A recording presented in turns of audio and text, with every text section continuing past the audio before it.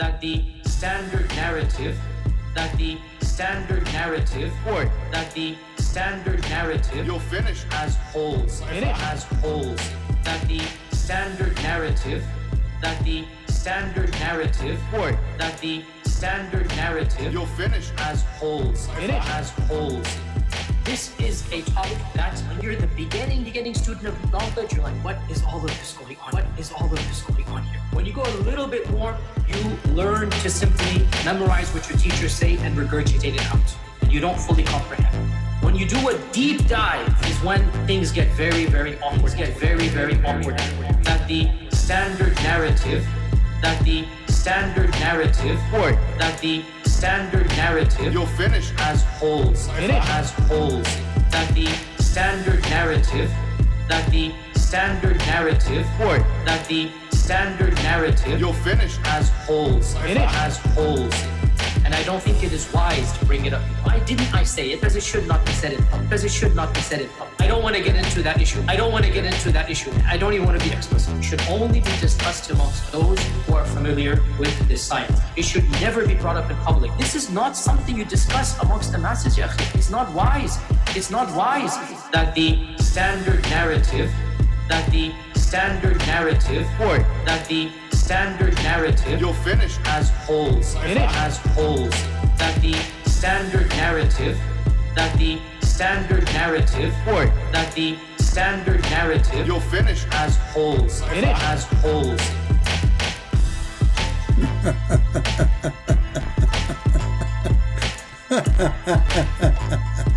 Oh boy, I'm so happy to hear a standard narrative have holes. Peace of Christ to all of you. I hope you enjoyed this clip. You know, actually, I'm thinking why we call him even Yasir Qadhi. Why we don't call him from now on Mr. Holes in the narratives.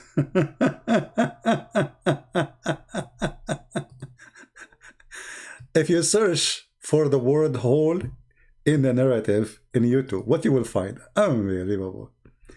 I mean, it's all over. People are laughing to death. And not only that, Mr. Hole in the narrative, the puppy of Mr. Hole in the narrative, Yasir Qadhi, Mimi Hijab, who was following Yasir Qadhi like a puppy wherever he go. So what do you think, Sheikh? Sheikh, what should do, Sheikh? He was a sheikh until he shaked them. And then you will see Mimi making a video says the holes in the Quran preservation narrative exposed.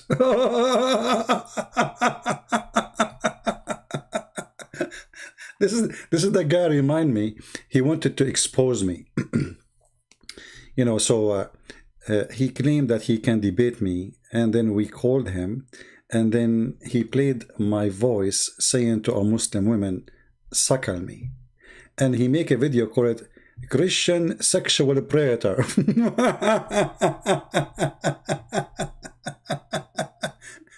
So now they are trying to frame.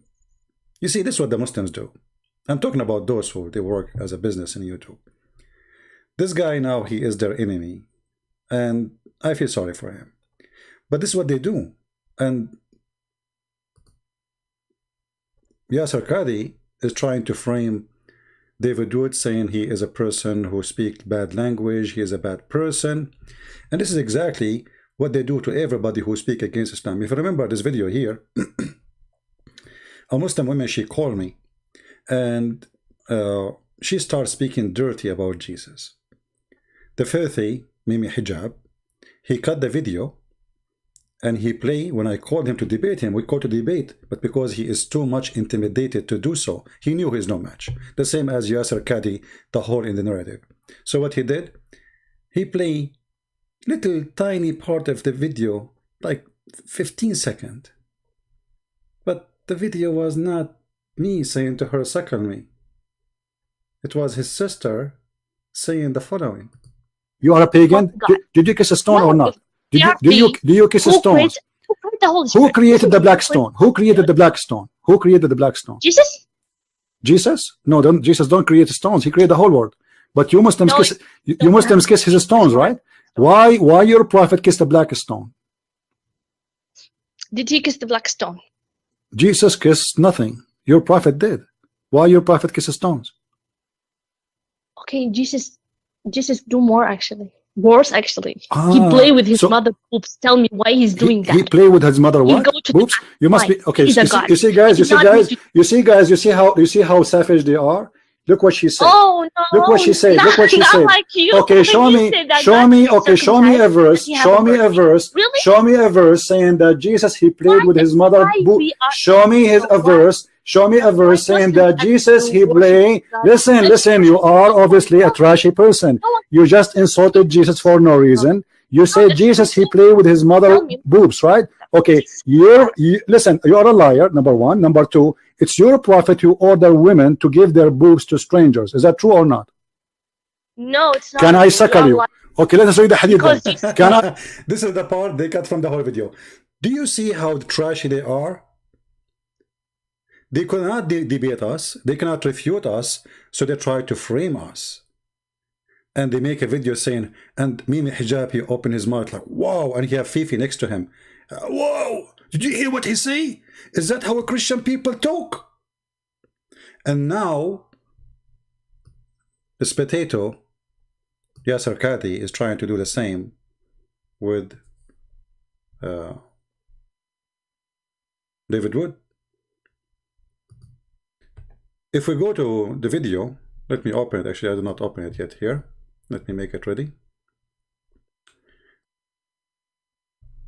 You will see the whole purpose of this video is to make, first of all, to run away from answering what he did. It is him who did this. It is him and Mimi Hijab who did this. They are partners in the poo-poo cake.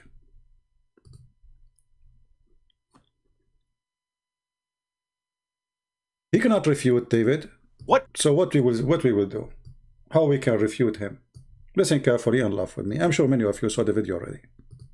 Can I say about Sheikh Yasir Qadhi's illustrious career that hasn't already been said about the Hindenburg? And it's very clear to you and to every single very advanced student and specialist that the standard narrative has holes in it. That's what I'm going to say.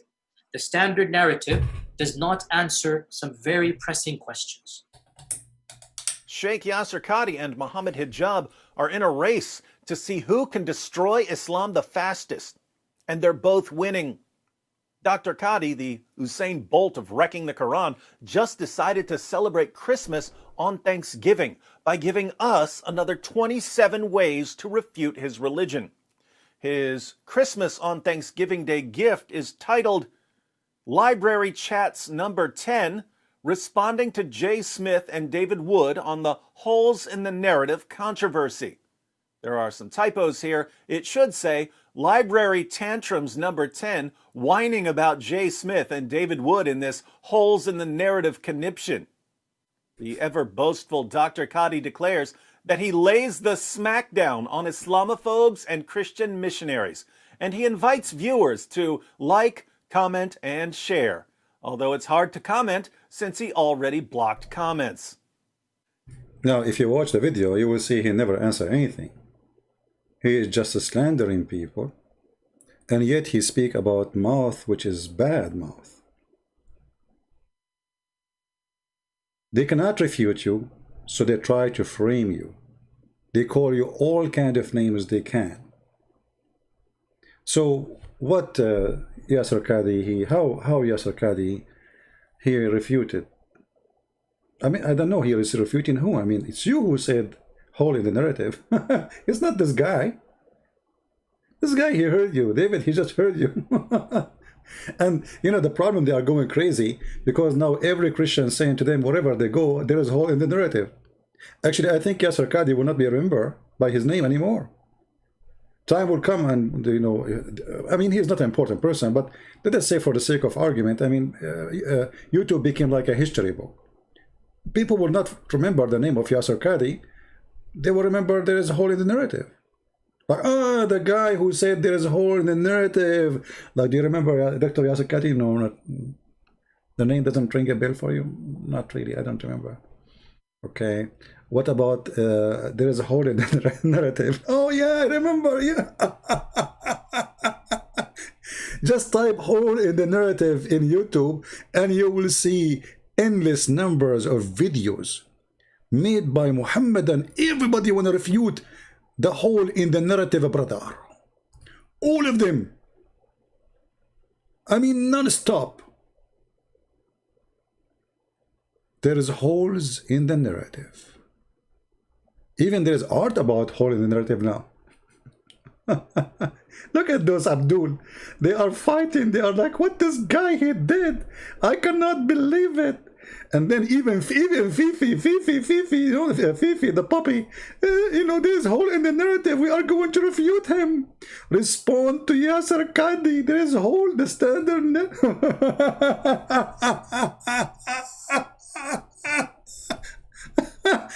You know, the funny, this guy, he was their master for the last 10 years, 15 years, and they were his puppy walking around him. Go watch Mimi Hijab walking in the car with Yasir Qadhi. He's asking a question. What do you think the Muslims should do in America?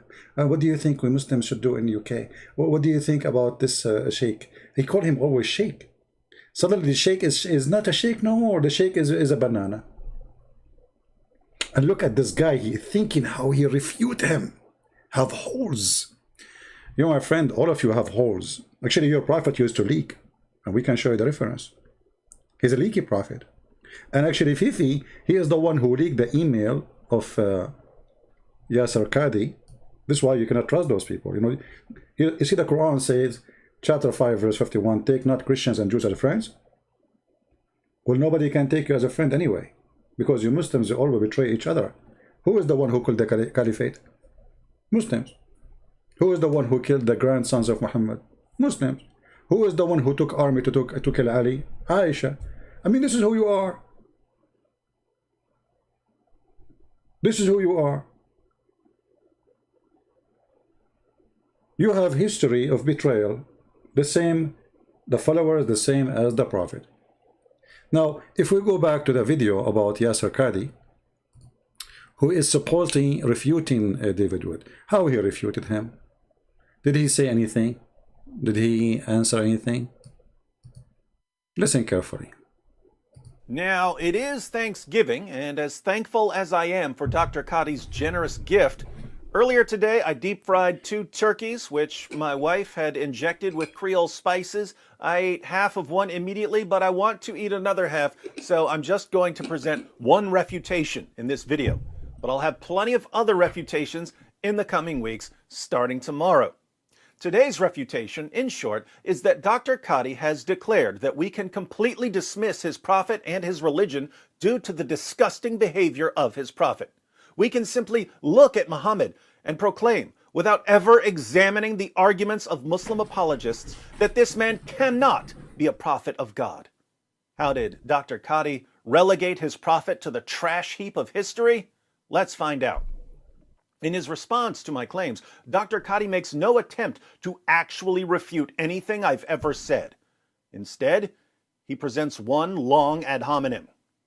As for David Wood, I could not even bear an hour of his lectures. Forget about being an academic. I mean, obviously, it's very clear to anybody. Hold on, Mr. Academic. You see, I wish you can be academic for 1 second and tell us why you cannot even speak about anything without having a computer in front of you, and you are reading from the computer the information you are giving to your students. How much academic you are. But because simply you are a Google academic. You are a fraud. You are not academic. And you know, look, we expect someone who claimed to be having all those books in the back, that he did read those books. And he knew what in those books.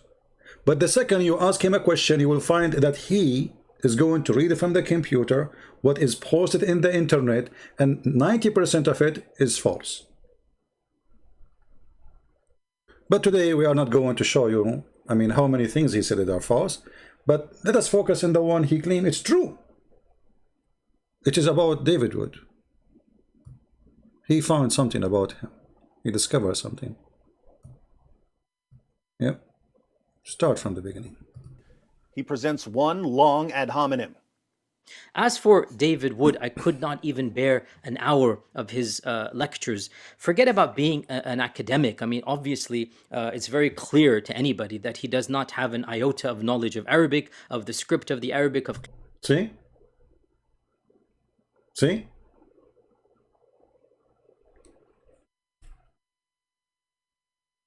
They don't know Arabic. That's why he don't dare even to mention my name. This is why they don't dare to debate me.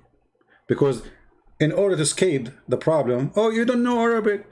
You don't know the science of Quran. You don't know the science of the Hadith. You do not know the science of Ahraf. Ahraf now is a science.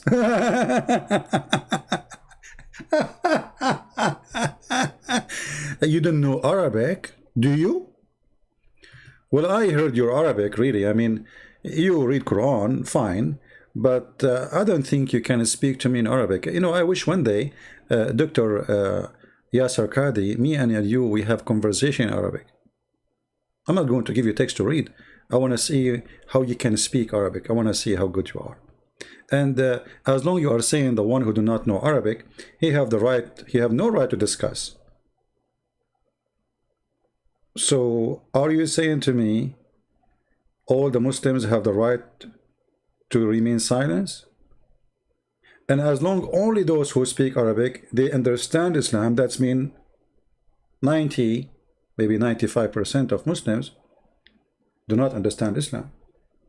And as long, in order to understand Islam, not only you have to know Arabic, but you have to be academic.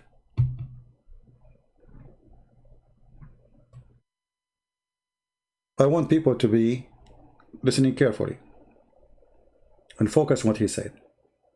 You do not know Arabic. You don't have a degree. I have a degree in Islamic academic. But my degree have nothing to do with my knowledge. Actually, in Islamic, when you study in Islamic university, they teach you nothing. Muhammad is the best, forget about the rest, and all the garbage. You learn nothing in university. And this guy who got his PhD from Canada, how in the world you get a PhD from Canada that make you academic in Islam? The guy who gave you PhD himself, he do not know anything about Islam.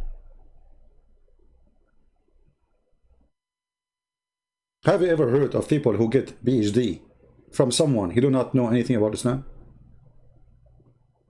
Shouldn't you get a degree from somebody is higher in knowledge? So a Canadian guy, he gave you PhD in Islam? And what's your PhD is about? So all those excuses will make him even look more fool, because in 2 seconds we will see, we will die laughing at what he said. Listen carefully. I mean, obviously, it's very clear to anybody that he does not have an iota of knowledge of Arabic, of the script of the Arabic, of qira'at, of ahruf, of ulum al-Quran. Forget all of that. But hold on. Isn't it you is the one who have the knowledge? Isn't it you, because you have a knowledge, you come to us with this beautiful song? Forget about David Wood. He do not know. He do not know Arabic. You are right. I mean, this guy, he don't know Arabic. You know nothing. You know. It is you who said there is a hole in the narrative, you idiot. It's not David Wood. That the standard narrative has holes. Has holes. That the standard narrative. Stop. So he do not know, and you are the one who knows. And you, the one who knows, you just said that the standard narrative have holes. David do not know about the ahruf, which means, I mean, ahruf is stupid. I mean, ahruf means letter, by the way. What does that mean, ahruf? I mean, this is the most, even the word they use is silly. Have you ever heard that there's a book come in letters? What letters? This is nothing is called letters. I mean, all books is coming in letters. But because they are ashamed of the stupidity of their prophet, who is saying it clearly that, Allah, he sent me those things in different way because he cannot recite the same verse twice. In the same way. If we go to the hadith, and we will go back to the hole in the narrative, Mr. Holes.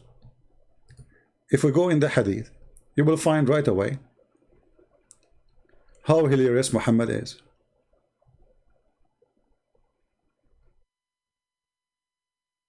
Uh,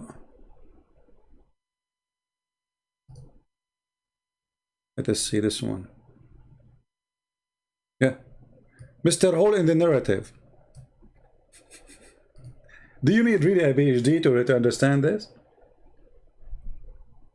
A Muslim guy, he said, I had no confusion in my mind from the time I embraced Islam, except when I recited a verse and another man recited a differently. And actually, this person, he himself, Mr. Hall in the narrative, he quote his name if you go and watch the video. And he said, this is the most, like one of the most decent Muslims and the most important, blah, blah, blah, blah, blah. And he is the best of reciter for the Quran. But the best reciter for the Quran saying, I have a confusion. What is the confusion? He recite the Quran, another man recite the Quran, but it's different Quran. So he asked him, why you are reciting it this way? He said, the messenger of Allah taught me this too. So I went to the Prophet and I said, oh Prophet of Allah, didn't you teach me the verse like this? And he recited the verse for him, or the verses. Muhammad, he said, yes. The other guy, he said to him, oh Prophet of Allah, didn't you teach me the verse like this? He said, yes. Then Muhammad, he said the following. Yes, then he continued saying, Jibreel and Mikael, those are two angels. They came to me, and Jibreel sat on my right and Mikael on my left. Jibreel, peace be upon him, said, recite the Quran with one way of recitation. Mikael, he said, teach him more, teach him more. And then he keeps saying that to him until Jibreel, he gave him 7 Quran. Now this is need a PhD to understand. You go to different hadith, you will see the one who is asking Allah is Muhammad. He asked Jibreel to go back to Allah. The story is different because Muhammad is a liar. He cannot, and remember, this is authentic. And the other one is authentic. Which one is authentic now? One saying that Mikael is the one who was asking for more Quran. The other one saying no, Muhammad was asking for more Quran to Jibreel, and Jibreel go back to Allah, and Allah gave him more Quran. But forget about all of this. If you are the one who said that there is a hole in the narrative, why you are complaining about David Wood saying what you said, you idiot? He is just saying what you said. He is not the one is saying there's a hole in the narrative. It's you. So in order to see how valid is your comment, or you to say your answer, what kind of intelligence you have? That you are the one who said that, and then you claim that the one who is talking, that you said that, he have no knowledge. I mean, have you ever heard of a stupid statement more than this? You are complaining about what exactly? It is you who said that.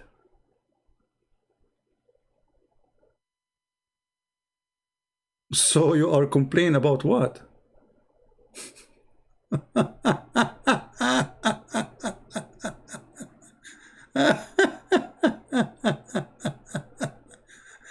Oh boy.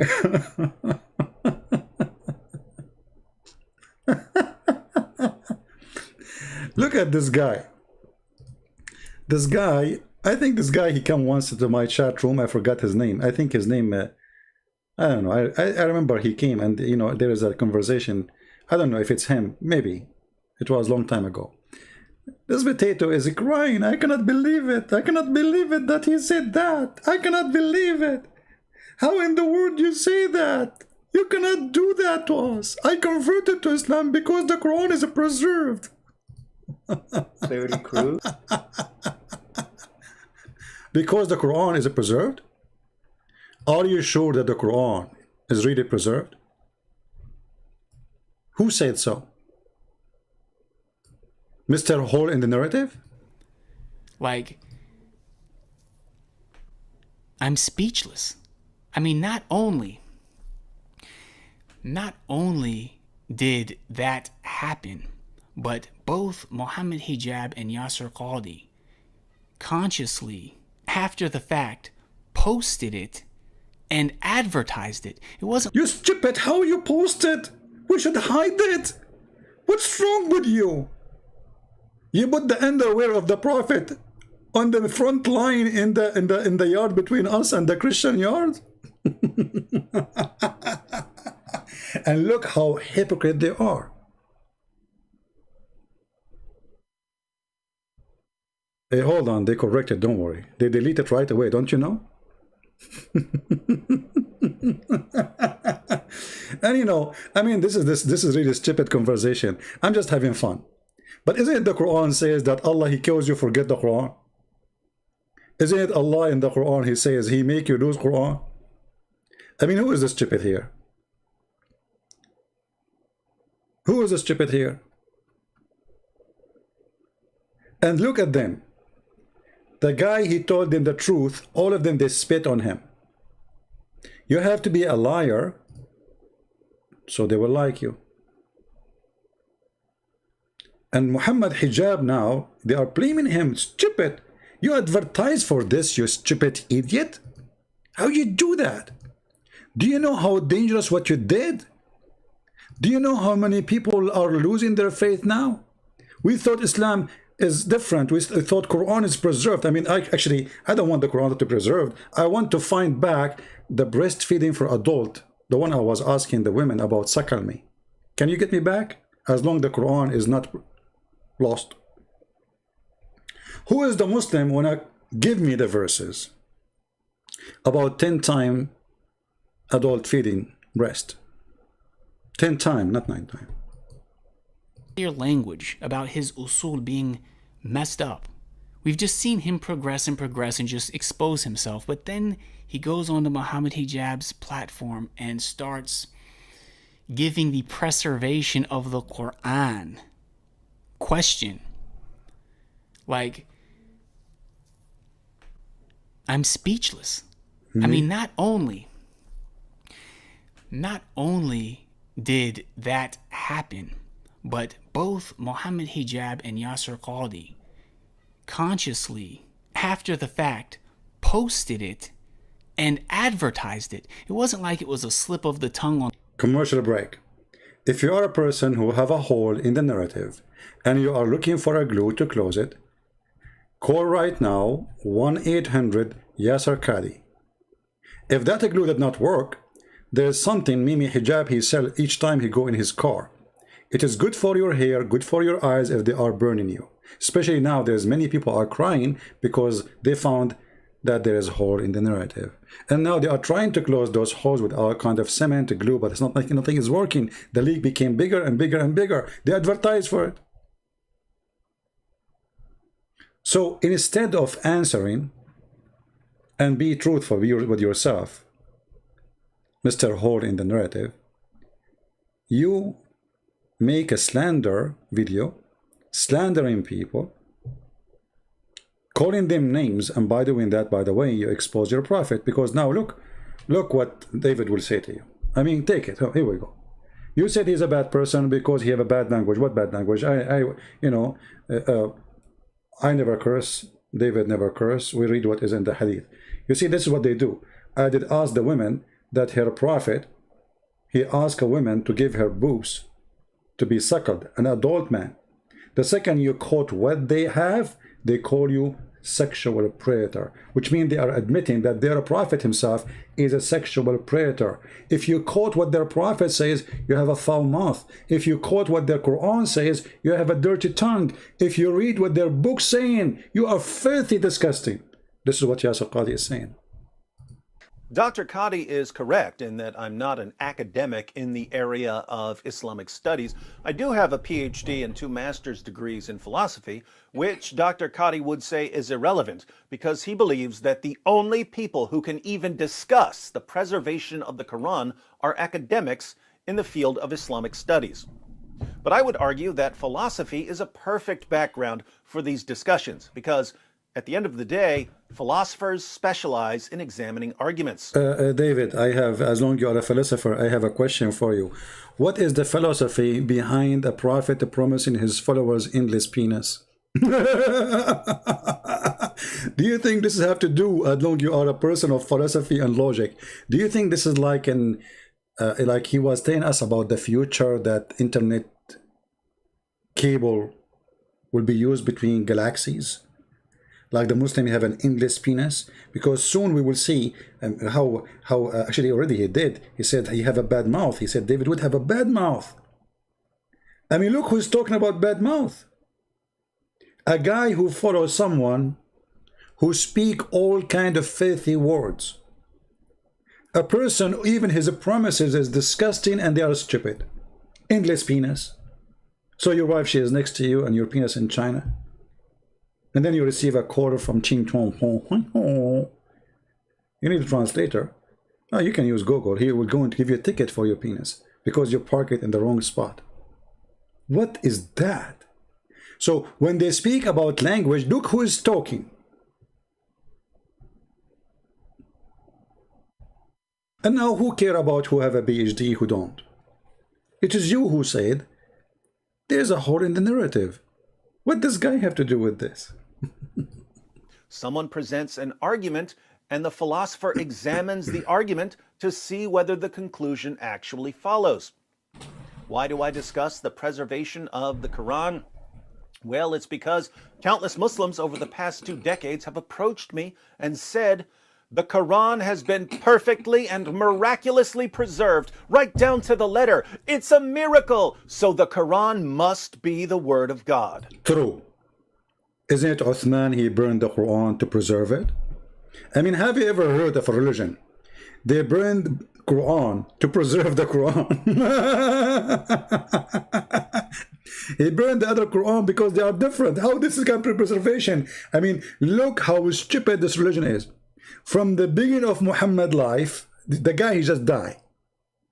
And then Uthman, he found that the Quran is lost. And now there's many Quran. And Uthman, he decided to make one Quran. In order to accomplish that, we have to burn all other Quran. So how that can be preservation? Because obviously they are not matched. Otherwise, we will not burn them.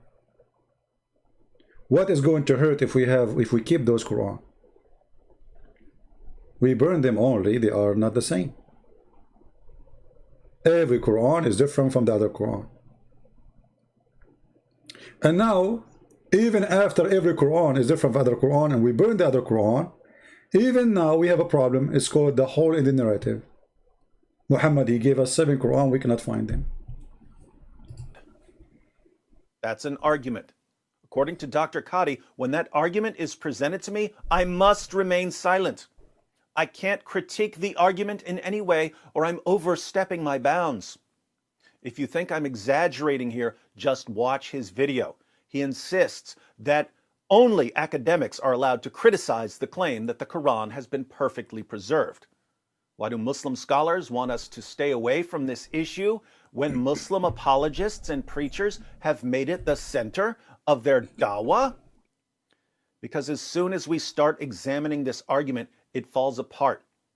The argument from perfect preservation is so incredibly stupid that if philosophy professors weren't concerned about being labeled Islamophobes, they would use this argument as a paradigm example of a stupid argument. But again, Dr. Qadhi doesn't want to respond to any of my actual claims. He simply wants to dismiss them. Carry on, Dr. Qadhi. The fact of the matter is that I simply could not listen to him because if you haven't, then please don't.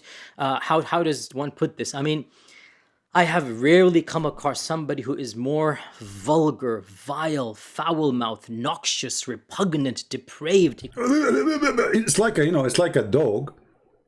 You let him out of the leash. I mean, this guy, he have a lot of anger. He cannot put it in Mimi. He cannot put it in Fifi because he's a coward.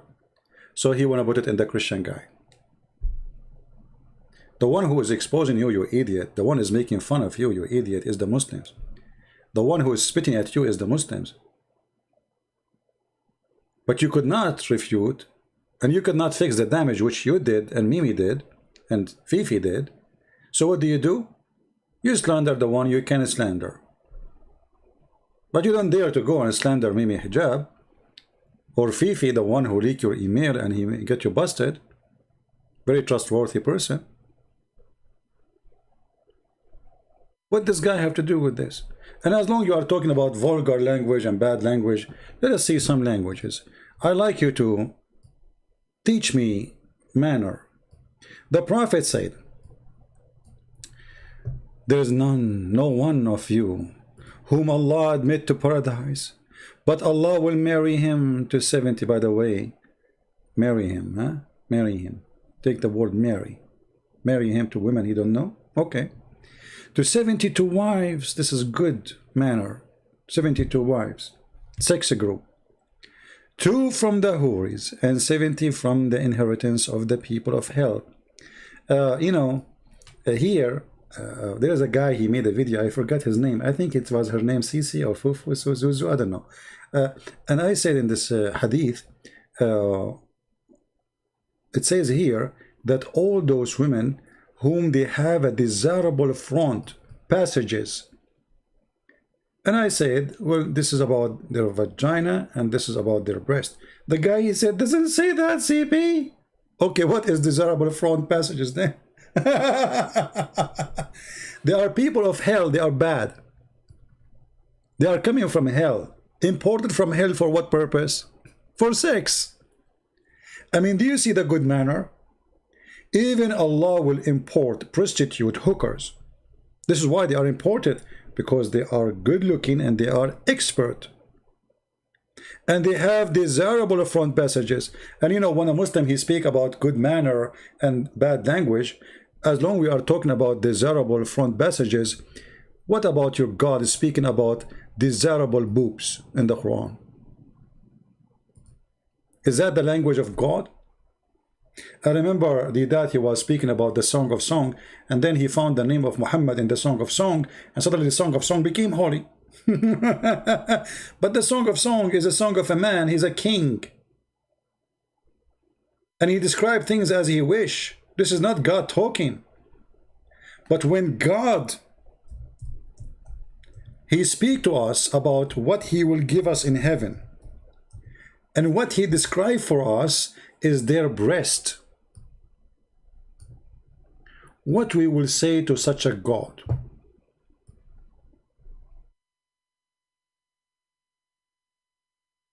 Imagine if David or anyone, he make a video asking you to invite, let's say David, he is not a Christian, he is from a religion, it's called Big Boobs.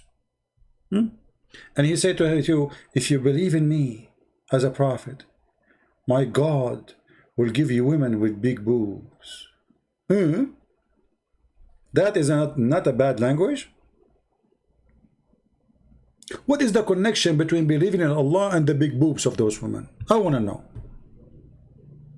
If there's a connection, obviously there's a connection. Your God is a sexual God. When a Muslim, he speak about bad language, how bad language can go. This is Al-Imam al-Nawawi. It is a hadith from the Prophet of Allah.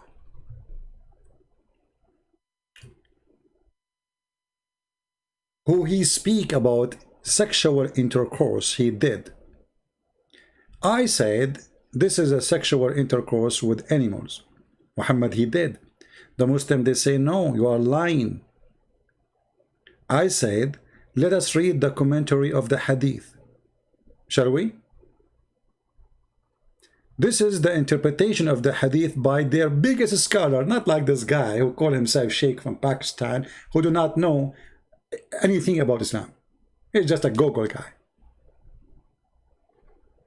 If we read the interpretation, read carefully. This is not Christian Prince, this is not David Wood, this is not the whole of the narrative. This is as it is.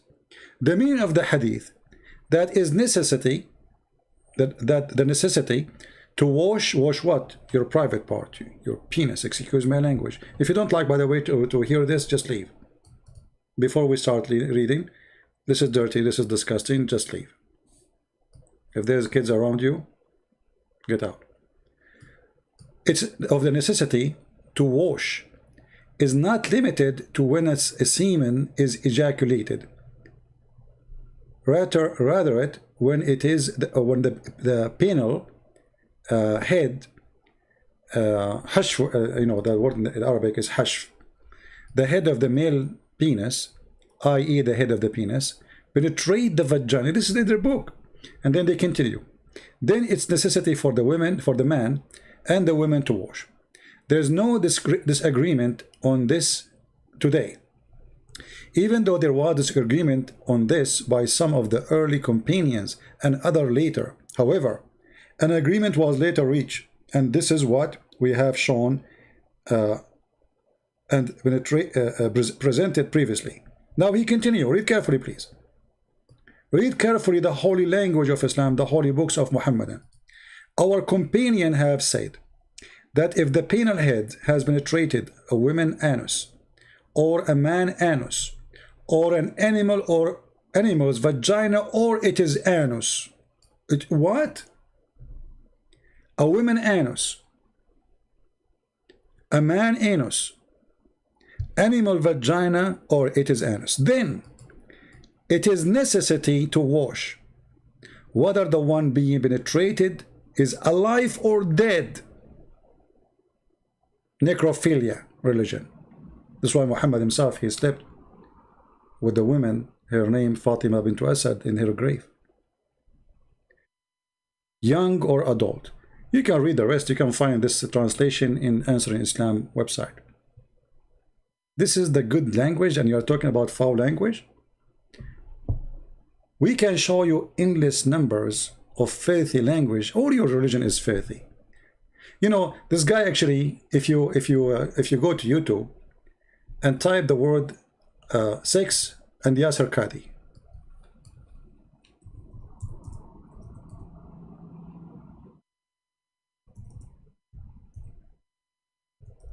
you will find that Yasir Qadhi is expert. He have many programs about sex. In one of them, he speak about oral sex, and he say it is bad. This is not from good people.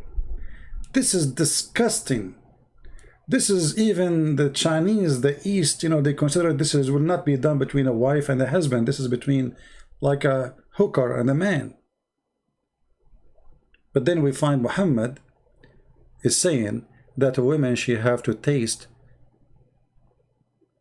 her husband honey.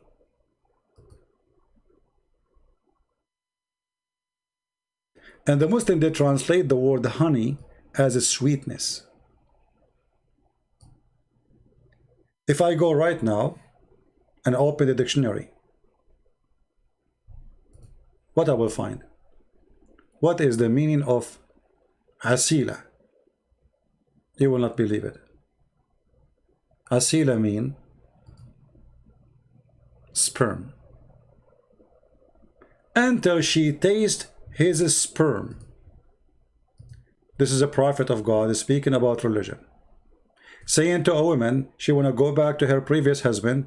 The Quran says you cannot have back your previous husband unless you take off your panty, have sex with this guy, and not only that, you have to taste your juice. The Muslim, they say taste your juice here mean intercourse. What intercourse have to do with tasting the juice?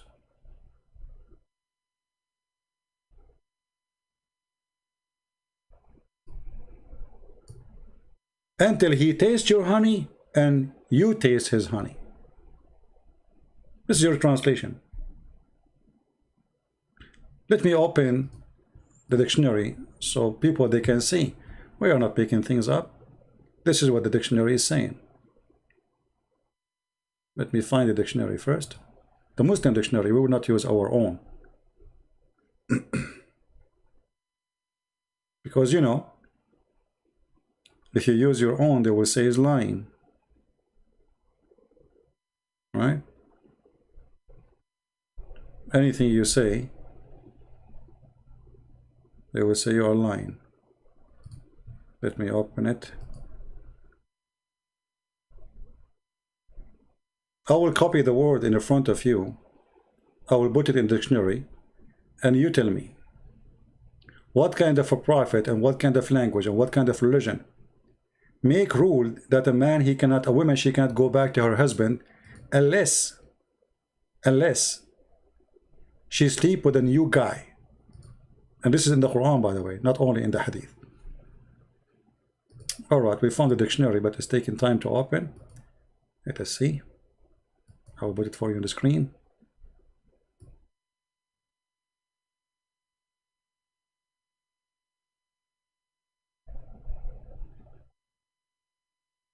And my computer is getting slower. Give me a second.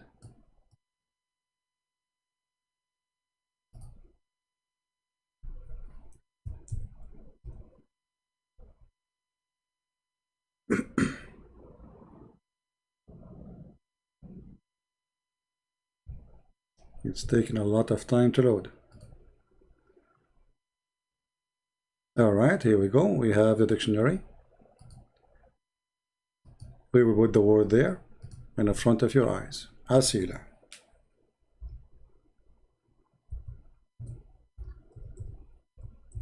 Anyone who speaks Arabic, including Yasir Qadhi, supposedly he knew Arabic, he can get me busted if he dare.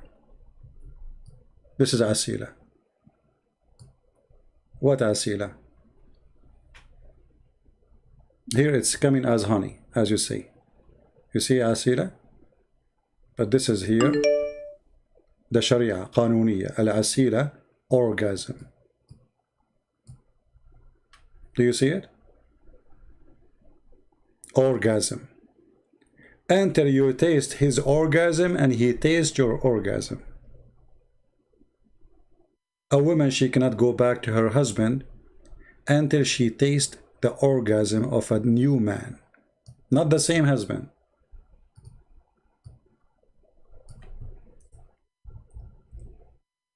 How filthy, how bad the language, how bad the rules, how bad this God to make such a rule. The woman, she is divorced, she have no guilt. They idiot her husband because Muhammad, he made divorce so easy. So men, they divorce as they wish. So if the Muslim, they say, oh, this is to stop the divorce from happening, well, it's not stopping. Here we go, as you see. The guy is still divorced her 3 times, and now she have to have sex with a new guy. If you want to punish the man. What about you say to the man, you go sleep with a different guy? Not the women. This is chapter 2, verse number 230.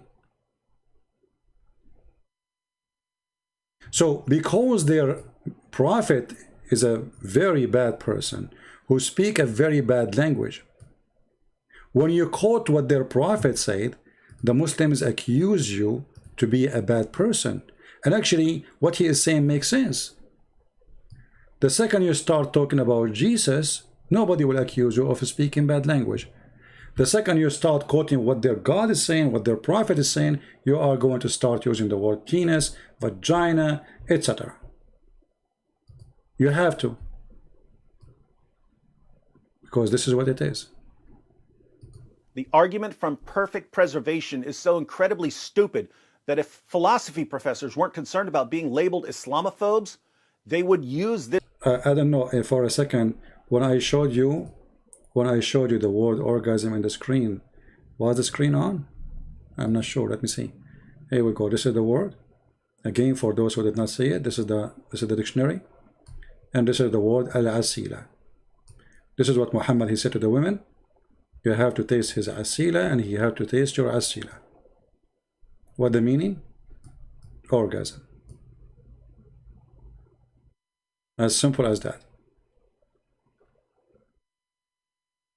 A prophet of God speaking like this. I mean, there's many ways to say the word. Let us say until you, let us say you practice the marriage. You have a full marriage. Sleep with him.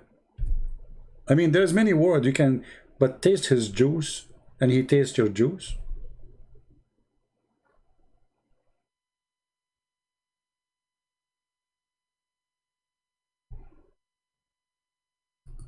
This is a prophet of God.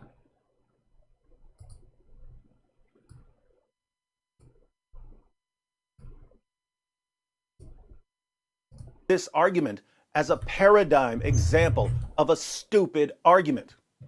But again, Dr. Qadhi doesn't want to respond to any of my actual claims.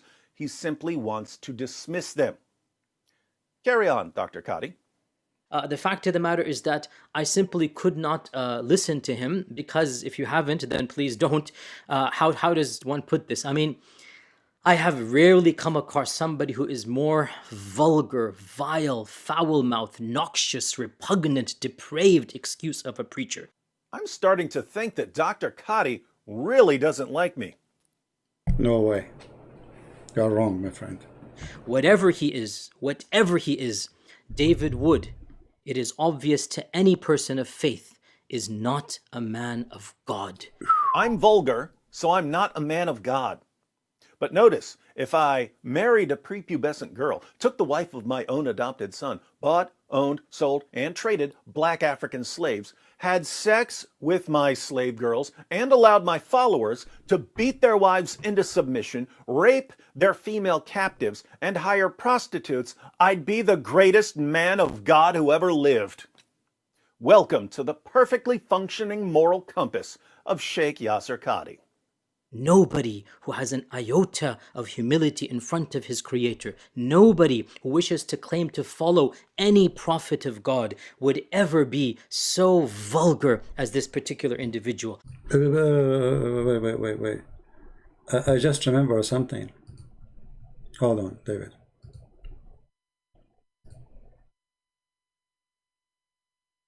A challenge in the front of all the Muslims for this guy who speak about manner and languages to read this hadith live on air and translate as it is, not as we see in the English text.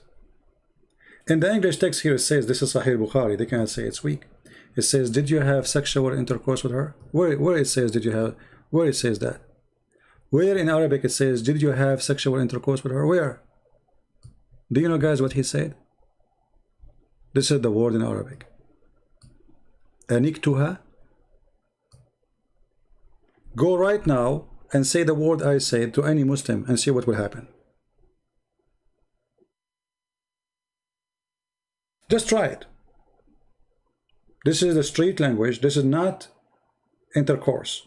This is the F word, you hear it in the street, literally. Did you F her? This is what Muhammad, and this is how he speak. And yet this guy, he claimed that you are bad. For what? Did he say, did you F her? A guy coming to me is speaking about that he did adultery. The prophet, he said to him, and I say the prophet as the Muslim, they call him the prophet of sex. Did you, maybe you did kiss her? Maybe you did, you know, touch her? Did you F her? F her? I mean, from all the words in the Arabic language, he could not find better word. And because they are cowards and they are liars, they are ashamed of their prophet language, they changed the translation. They say, did you have sexual intercourse with her? You might say it means the same. No, it doesn't mean the same.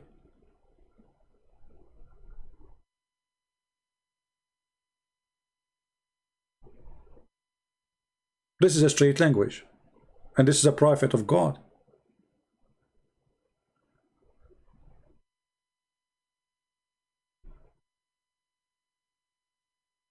But this is the agenda of those Muhammadan. They cannot refute you. We are going to slander you. We will make lies about you. If you remember, Mimi, he posted a picture of David and his wife, she is between him and someone else, maybe her brother, I'm not sure. And he said, look, she is sitting between two men. See how filthy they are? those who defend, those who claim they are religious. I'm talking about the religious Muslim, not all Muslims. There's many Muslims are not the same as this garbage. Those are the trash. Sadly, we are dealing with the trash of Islam, not with normal people. I met many Muslims. They are not like this. But those are the trash of Islam. Everywhere there's trash.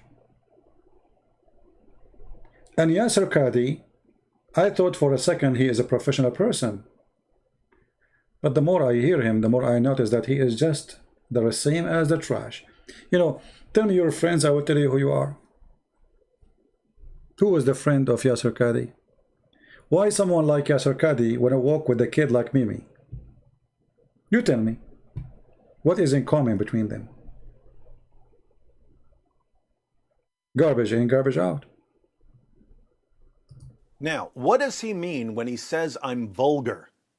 I've posted well over 1,000 videos, and many of you have been watching me for years. What sort of vulgar language do I use? Yeah, what you I did. don't curse, so what's he talking about? What Dr. Qadhi means is that when I'm telling people about the disgusting things that his fake prophet did, I don't sugarcoat the issues.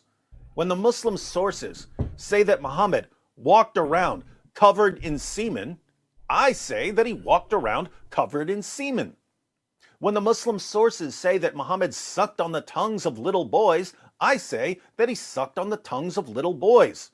And I will not hesitate to Hey, hold on. At that moment, Muhammad, he was a bird. Hello? say what a sick freak Muhammad was, according to Islam's most trusted sources. That's too vulgar for Dr. Qadhi. But Dr. Qadhi made one of his famous Qadhi blunders. He made a rule. Recall what he said.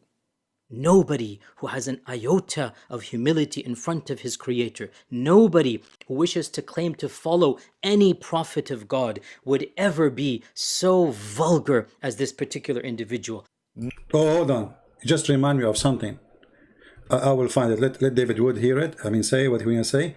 Let me find this book. I just remember the book, which, I mean, this guy, he's saying nobody will say that. I mean, you are a Muslim, and supposedly you claim that all those books behind you, you know them. I want to ask you, did you have the book of As-Suyuti? I think it's there. Is that the one? Is that the collection of As-Suyuti? Let me see. It's the same color. Huh? Is that the same one? But not all the collection. Is that the one? Or I'm not sure. It looked like it. If I open right now the book of As-Suyuti, and as long you are the one who speaks, nobody have the iota. Iota, I don't know what iota mean. What iota mean? You guys tell me later. Iota? Do you have iota yourself? Say again what you said, please. He said, Nobody who has an iota of humility in front of his Creator, nobody who wishes to claim to follow any prophet of God would ever be so vulgar as this particular individual. Oh, hold on. I like that. And I found the book. Or let us say, some quotation from the book.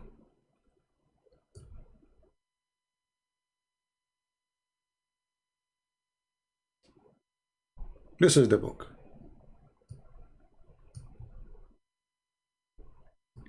The name of the book is نوادر الأيك في معرفة I cannot even say the word. To know how to F. I mean, can you believe it? Even the name of the book. This is one of their highest scholars in Islam. His name, Al-Imam Al-Hafiz Jalaluddin Abdul Rahman ibn Abi Bakr Al-Suyuti. If I read for you guys, you will vomit. Did you remember what this guy, he said, nobody have the iota? The guy saying, praise be to Allah, the one who made the breast of the women, sorry, the young women, oh sorry, he decorated the chest of the women by breast. the one who made the hips of the women, sorry, the butt of the women, the one who made that like a belt for the waist of the man, and the one who made the I don't know how to translate those languages. I mean, I don't usually use them. Like, you know, the side of the butt, one side, you know. So he says, and the one who made the side of the butt, or like one butt on the, like, they are two part, right? So he made them like, you know, like waves, you know, like lahoshin, like deer, and he made their asses like an arrow for the penis, or let us say he make them a target for the arrow of their penis. So they can insert it and stab it inside the vagina, not in the chest. This is a book. This is the start. This is the introduction for the book. Oh people,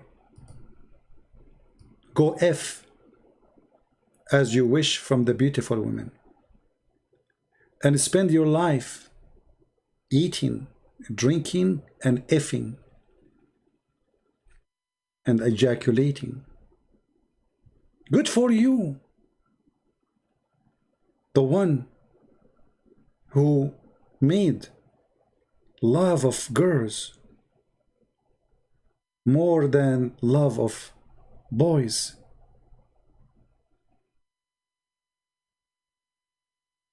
Between dancing and fun and playing with the vagina. I mean, shall I continue?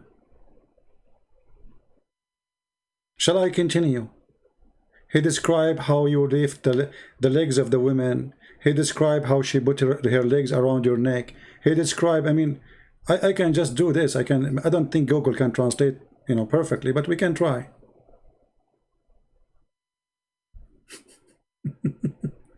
Look, Google translate the ass as a chicken. Stab the chicken. He made the ur here is penises, like a spear to stab their vagina and their asses. This is the book of God.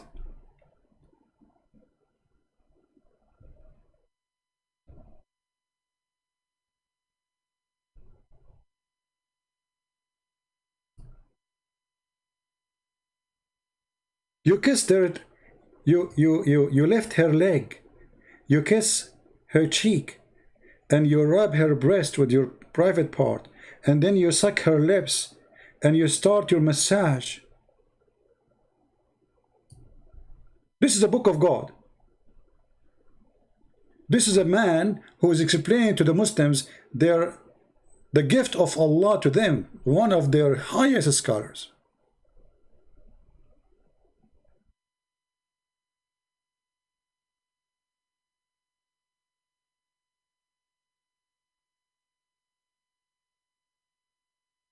Look at this. The buttocks, like a deer. The women buttocks like a deer. Anyway, see, this is how, so now anyone who entered this chat, he will hear like, what the heck? I mean, what kind of language in this channel is? And you are right, what kind of language is language? This is disgusting. But my friend, this is Islam. So when you see a fraud like this coming to school us about speaking good, we are laughing.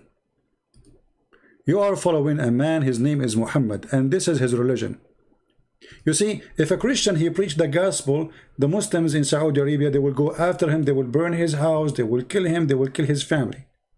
But those scholars who wrote those books, nobody get upset from them. Did this guy get killed for this book? No, you praise him. His book is taught everywhere. You can go to any Islamic university, including Saudi Arabia, and you will find that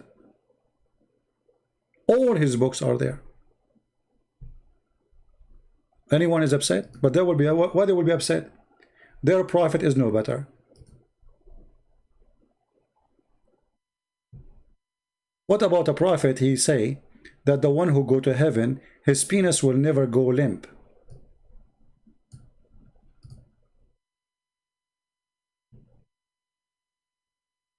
His penis will never go limp. What about a prophet? He says when you F a woman in the heaven, you will do dahman dahman. I cannot explain to you dahman dahman, but to make it, I will make the sound of it, hitting two hands together. This is dahman dahman. And yet, those people, they are going to school us about manner. Or what about a God who described to us the vagina of the women in the heaven? That her vagina never been used. And no genie, neither man, did. I'm not going to use the F word, but this is what it says.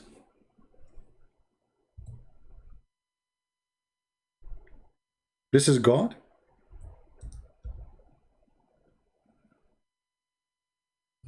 Which language is that language? Which God is the God who used such a language? And what the promise, this promise is?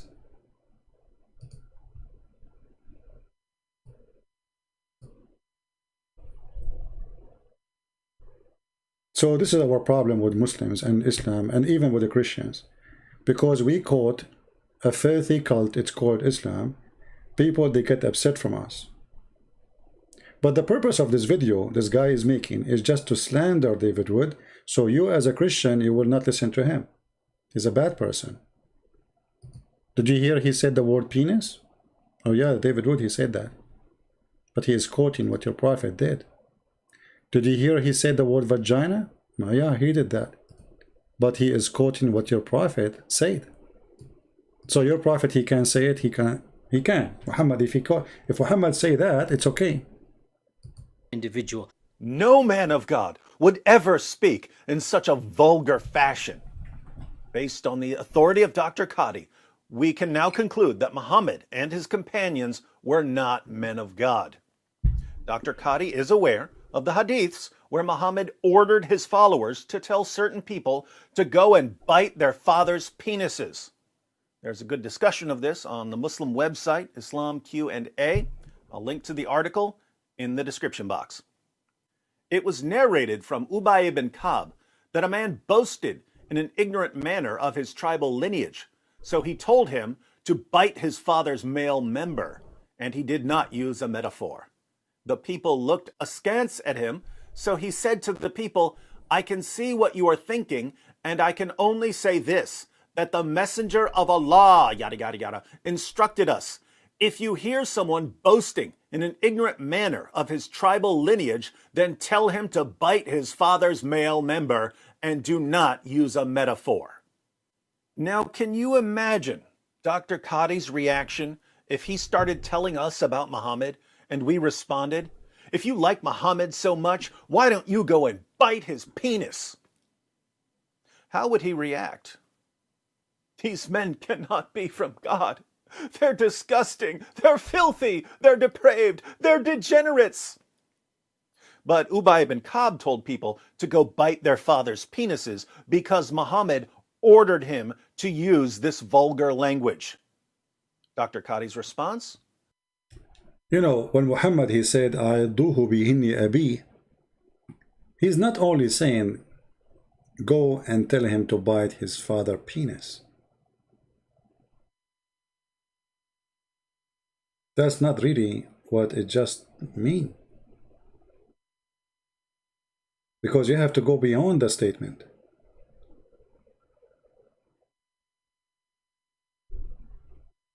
When somebody, those Arab, you know, they have history of sexuality. If you have my book, Sex and Allah, you will find tons of information you never heard of.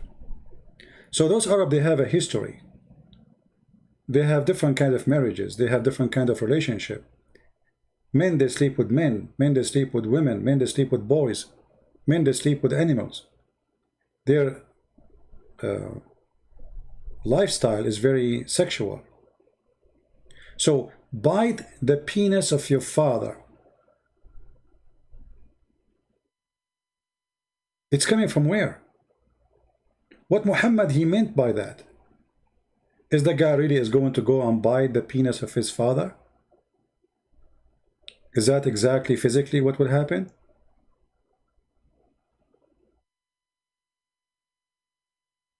Some they say that when someone wanna, let us say,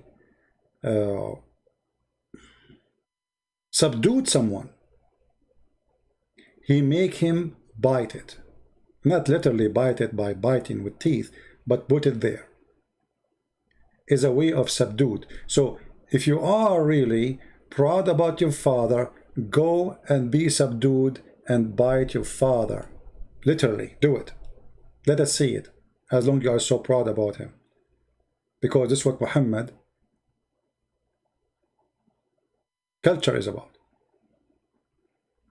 This is the standard of his language. This is the normal language. He is not being rude. He is not being bad. This is how he speaks. He's a savage, and people around him are savage like him, and they speak this language of savage.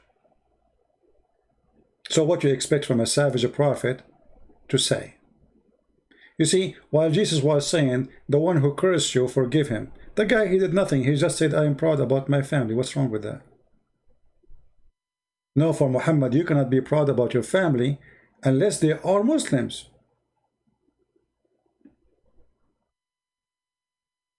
You see how savage he is? Your family have no value because they are not Muslims. If they are Muslim, it's fine. Anyone he is proud about his family, who they exist in the pre-Islamic religion, go and tell him, bite the penis of your father. If you are a person who know philosophy or logic, maybe you can think about it and say, what does that mean exactly? What is the purpose of saying to a man, go and bite the penis of your father? What is the accomplishment? Did Muhammad correct him? Did Muhammad say this is wrong? No, he's just insulting, saying go and do such a thing, which is very stupid to say. Alhamdulillah! Muhammad is the perfect example for all mankind. In the History of At-Tabari, volume 8, page 76, Abu Bakr says to a pagan, go suck the clitoris of Allat. Allat was the goddess this pagan believed in and worshipped. So Abu Bakr, the first of the rightly guided caliphs, told a pagan in the presence of Muhammad to go perform oral sex on his goddess. Can you imagine Dr. Qadhi's reaction if he went to my channel and found a video of me telling him to go perform oral sex on Allah? Telling a pagan to go suck Allah's clitoris would be like me telling Yasir Qadhi to go lick Allah's balls. This is not true. Allah, he don't have balls, he have a shin. But here, notice carefully, this is a proof that the Muslims are pagan the same as the pagan. Why? Because the one who they call him pagan, those Muslims who they are saying to him, go and suck the clitoris of the Lat, he himself worship Allah.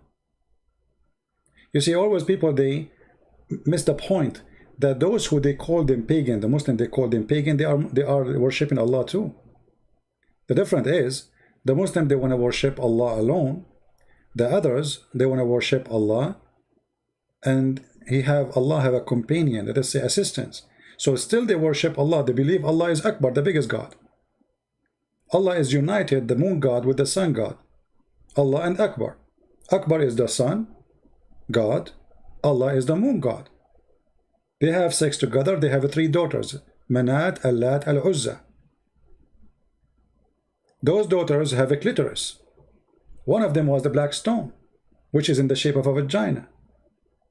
And when this guy is saying go and suck the clitoris or of the Allat, he is talking simply about sucking those stones who they have a clitoris inside them. But this is the language of those people, and this is the companion, and later he became a Khalifa. Did Muhammad say to him, shame on you to speak such a way? No. Muhammad himself, he says, suck the penis. So what we see, a bunch of rude, savage people, they speak about sucking, licking, biting, vagina and penises. And yet, the second you quote them, they will call you names. They say you are filthy. What would he say about me? He's a vulgar, obscene, evil jerk. I mean, honestly, there's nothing else to be said. But it's the first of the rightly guided caliphs using this kind of disgusting language, not me. How would Yasir Qadhi react to Abu Bakr telling a pagan to go suck a lot's clitoris? Alhamdulillah! Now we can see why the Prophet subhanahu wa ta'ala loved Abu Bakr so much and wanted to deflower his prepubescent daughter. It's because of Abu Bakr's perfect manners. Since we're not hypocrites, we can't let Sheikh Yasir Qadhi change the rule. Talking about manner, as long David and Yasir Qadhi, they mentioned the word manner. Shall we learn some manner? This is Yasir Qadhi telling us the story about how he's a prophet. He slept with the maid. The maid who have no right to sleep with her, according to Islam. According to Islam, Muhammad, he been given permission to have sex with the following. There are three categories: his wives, his slaves from war, prisoners of war, he raped them, and women she offered herself, and those are free women. Mary the Copt, she is neither of those. She is a slave being given to him as a gift from Egypt. Yasir Qadhi is going to teach you good manner. What do you do when your wife is not home? This story, and once again, so with Maria, there's all of these mini stories that are problematic from one perspective, and this is also one of them. And again, I reiterated, it's better you hear it from me than from others. And also, this is in the Quran, so you can't really, like, this is a verse in the Quran. It is. You better hear it from me, better hear it from them. Who? Them, us. Hear it from him. What happened, Yasir Qadhi? There's a hole in the prophet. There's a hole in the manner. The wife is not home. What the prophet he do? Reported in Tabari that, and many other books of tafsir, that one day Hafsa went away and she was not going to be at home, and so the Prophet called Maria to the house of Hafsa, and it so happened that Hafsa returned earlier than she was supposed to, and she saw Maria leaving her house. Leaving? He saw her having sex, you liar. What, leaving the house? And she said to him, Fi bayti wa ala sariri, in my house and in my bed, you filthy prophet? No, for sure she did not say the word filthy, this is my words. But she said to him, what is meaning that? In my house, in my bed, you scumbag? So she became extremely enraged, and she became irritated with the Prophet ﷺ, and she said that, Ya Rasulullah, is that how much, how do I translate this, respect you have for me, or is that what you think of me, in my house and on my day? In my house, in my day, in my bed. Why you are not quoting correctly? In my bed. Imagine, guys, the manner, those who speak about foul language, bad language, what kind of manner a prophet of God, he called the maid, he noticed that the wife is not home. He called the maid, he said, hey, go to the bedroom, take off your clothes. The wife, she come back. She find him doing boom boom. She scream at him. In my house, in my bed, you filthy idiot coward. And what Muhammad he did? He promised her to make her father caliphate. And he told her, keep what happened between us, okay? Just keep it between us. We don't want people to know, okay? Why? Because it's a shameful thing. He's a fraud.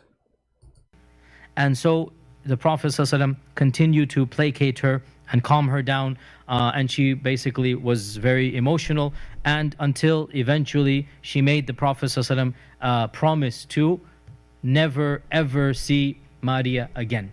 And the Prophet ﷺ said, I have made her haram for myself. Yeah, because he's afraid from her family. He need them. He's afraid, the coward. And later, when he noticed that there's no risk in that, he changed his mind. He made a verse. If you go to chapter of At-Tahrim, verse number 1, It says that Allah, he said to him, why you are forbidding for you what is made lawful for you? Show me the verse in the Quran. It says made lawful for Muhammad to have sex with a maid. Nowhere. The Quran says you can have sex with your wife, with prisoner of war, or a woman she offer herself to the Prophet. Slave who is a maid, you cannot have sex with her.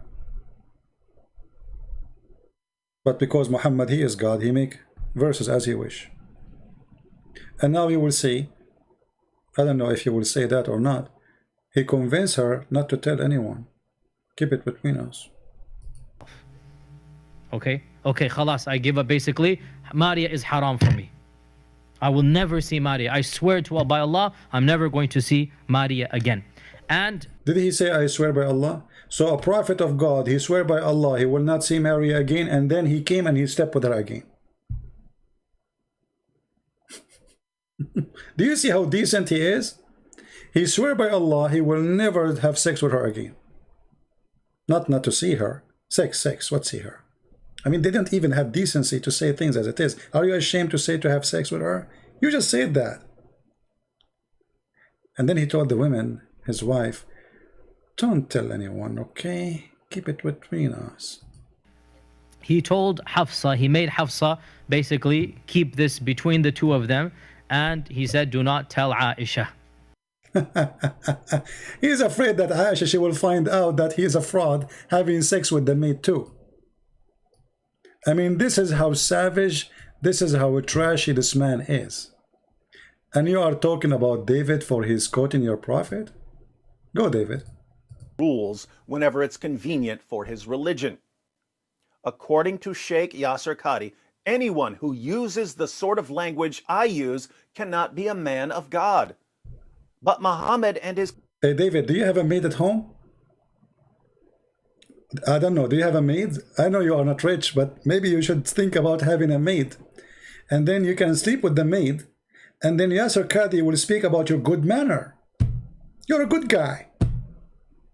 You sleep with the maid. What's wrong with that? Like, hello? Learn the good manner of the good prophet. David, I'm so upset from you. companions used language that's far more disgusting than anything I would say. Hence, Muhammad and his companions were not men of God. I don't make the rules, I just enforce them. But Dr. Qadhi isn't done. He's going to lecture us about Jesus and Christianity, which is odd because Dr. Qadhi only allows academics in the field of... Let us stop here. I think we have enough. But I want the Christians from now on not to call Yasir Qadhi by his name. He have a new name. It's called Holes in the Narrative. Mr. Holes? That the standard narrative, or that the standard narrative You'll finish. has holes. Has holes. That the standard narrative, or that the standard narrative You'll finish. has holes. Has holes. This is a topic that when you're the beginning student of knowledge, you're like, what is all of this going on? What is all of this going on here? When you go a little bit more, you learn to simply memorize what your teachers say and regurgitate it out. And you don't fully comprehend. When you do a deep dive is when things get very, very awkward. When you go deep dive, this is when things go really awkward. That is the truth. When you do deep dive, you will see the sewage. Islam is like a grave covered by white marble, or they try to cover it by white marble. But inside the grave is a grave. It is dark. It is a grave. The smell of death. So I say to the Muslims, your slander will not work. First of all, neither any of us claim to be, we don't claim to be angels or claim to be a priest. David Wood is not a priest. I'm not a priest. He's not a bishop. We are just normal people like everybody. And the language we use have nothing to do with the Christianity. We use it because we are reading your books. Everything I said today is written in your book. Otherwise, we don't use such a language. So they cannot refute us, they cannot answer us, they cannot make a response for what they say. They are the one who said there's a hole in the narrative, and now obviously there's a hole in their brain. They are bleeding, and they cannot stop the bleeding. Thank you very much for watching. Don't forget to download the video as soon as it is ready to download, because I don't keep those videos for long in my page. Maybe in 2 or 3 hours from now we will take it down. But you can always search for the same title. People, they download it, they post it in their pages, so you can see it and you can watch it again, and you can take all the reference we mentioned. And I apologize for disabling the chat, because you know, people, they start saying filthy language, or especially the topic is filthy. We don't know who's coming to this chat. There's Muslims who come using Christian names to make us look bad. And as you say, they speak too much about good manner, but they don't have it. A woman in the Middle East, she cannot walk without guardian. Did you ask yourself why a woman should need a guardian in the Middle East? If those are people of manner, and Islam make us better people, why a woman in the street, she walk alone, she is not safe? If everybody is a person of manner, if everybody is a believer in Allah, if everybody dress white, pray 5 times a day, and he grow a beard, if everybody call for Allah, Allahu Akbar, if everybody wanna go after the Jews and the Christians, so how come a woman, she is not safe to walk alone in the street? That is the truth about Islam. They speak something, they speak too much about good, but I never saw it.